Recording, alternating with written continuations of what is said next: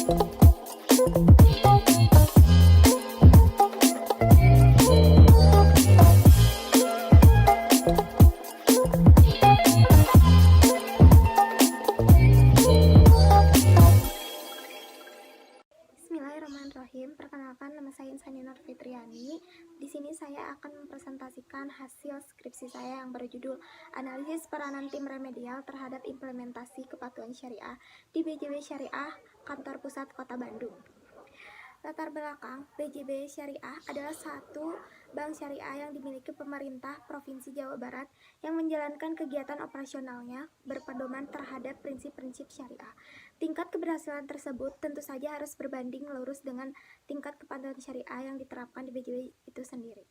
Manajemen BJB Syariah mengambil kebijakan untuk mengoptimalkan kinerja para karyawan dalam mengatasi pembiayaan bermasalah serta beberapa kasus pembiayaan yang mengalami fraud.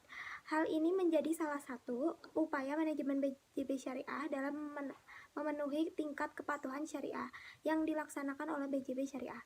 Dalam hal ini, manajemen BJB Syariah membentuk tim remedial yang berdiri dari beberapa staf senior pada bagian operasional dan bagian pemasaran produk. Tim remedial itu ditugaskan untuk mengatasi pembiayaan bermasalah termasuk konfirmasi tagihan kepada nasabah secara persuasif.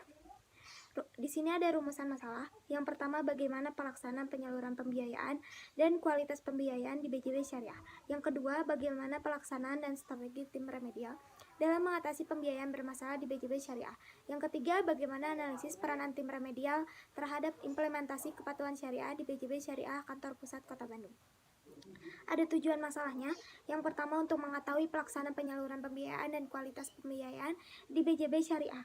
Yang kedua, untuk mengetahui pelaksanaan dan strategi tim remedial dalam mengatasi pembiayaan bermasalah di BJB Syariah. Yang ketiga, untuk mengetahui analisis peranan tim remedial terhadap implementasi kepatuhan syariah di BJB Syariah Kantor Pusat Kota Bandung. Di sini ada metode penelitiannya. Yang pertama, ada jenis penelitian. Metode yang digunakan dalam penelitian ini adalah metode descriptive analysis. Ada sumber data yang dilakukan yaitu data primer dan sekunder. Yang ketiga, ada teknik pengumpulan data. Yang pertama, ada studi pustaka, dokumentasi, dan wawancara. Yang keempat, ada teknik analisis data, teknik pemeriksaan keabasan data. Yang kedua, pendeskripsian data. Yang ketiga, penarikan kesimpulan. Ada hasil dan pembahasan. Yang pertama, analisis pelaksanaan penyaluran pembiayaan dan kualitas pembiayaan di BJB Syariah berdasarkan hasil penelitian laporan keuangan BJB Syariah.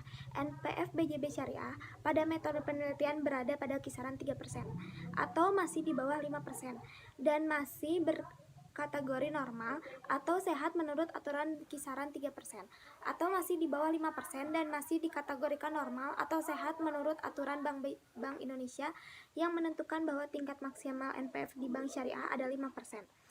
Berikut ini merupakan data NPF pembiayaan mudharabah di BJB Syariah.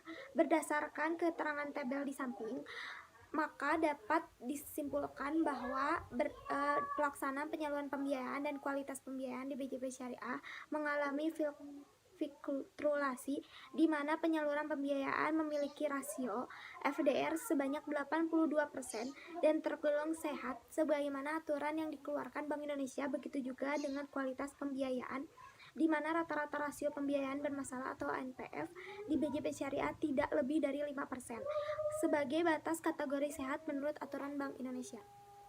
Yang kedua, analisis pelaksanaan dan strategi tim remedial dalam mengatasi pembiayaan bermasalah di BJB Syariah. Pembentukan tim remedial untuk mengatasi pembiayaan bermasalah di BJB Syariah didasarkan pada keputusan direksi melalui surat keputusan SK tentang penagihan dan pembentukan tim remedial. Adapun anggota dan tim remedial tersebut berasal dari divisi operasional dan divisi pemasaran produk yang berkedudukan di kantor pusat Braga, Kota Bandung. Pada peraturan yang diterbitkan oleh Bank Indonesia, tidak pernah ada ataupun terdapat peraturan yang melanggar penggunaan pihak ketiga seperti detektor. Maka bisa disimpulkan bahwa penggunaan jasa pihak ketiga atau pembentukan tim khusus seperti tim remedial dalam penagihan utang diperbolehkan oleh Bank Indonesia. Yang ketiga, ada analisis peranan tim remedial terhadap implementasi kepatuhan syariah di BJB Syariah Kantor Pusat Kota Bandung.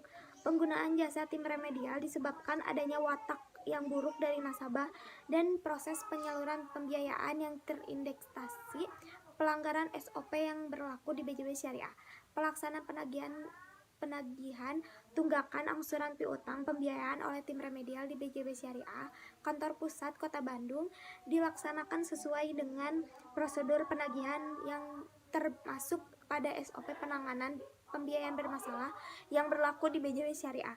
Dalam mekanisme pelaksanaan dilakukan melalui 3 tahap sebagai berikut. Yang pertama, tahap konfirmasi, yang kedua tahap pelaksanaan, yang ketiga tahap eksekusi. Kesimpulan dan saran. Kesimpulan, yang pertama, pelaksanaan penyaluran pembiayaan di BJB Syariah mengalami fluktuasi di mana penyaluran pembiayaan memiliki rasio FDR sebanyak 82% dan tergolong sehat sebagaimana aturan yang dikeluarkan Bank Indonesia. Begitu juga dengan kualitas pembiayaan di mana rata-rata rasio pembiayaan bermasalah ataupun MPS di BJB Syariah tidak lebih dari 5% sebagai batas kategori sehat menurut aturan Bank Indonesia. Yang kedua, pelaksanaan dan strategi tim remedial dalam mengatasi pembiayaan bermasalah di BJB Syariah merupakan salah satu upaya yang dilakukan manajemen BJB Syariah berdasarkan SK tentang perjanjian kerjasama jasa penagihan dan pembiayaan tim remedial. Hal ini secara umum tidak bertentangan dengan peraturan perundang-undangan yang berlaku di Indonesia, termasuk peraturan internal Bank Indonesia juga atur kepegawaian yang berlaku di BJB Syariah. Yang ketiga, peranan tim remedial terhadap implementasi kepatuhan syariah di BJB Syariah Kantor Pusat Kota Bandung memiliki peran yang signifikan terutama dalam penagihan pembiayaan bermasalah yang masih sesuai dengan nilai-nilai kepatuhan syariah. Hal ini juga merupakan usaha manajemen BJB Syariah dalam mengimplementasikan nilai-nilai kepatuhan syariah sekaligus menjaga kinerja perusahaan agar menjadi bank syariah yang baik dan berkualitas. Sekian presentasi dari saya. Terima kasih. Wassalamualaikum warahmatullahi wabarakatuh.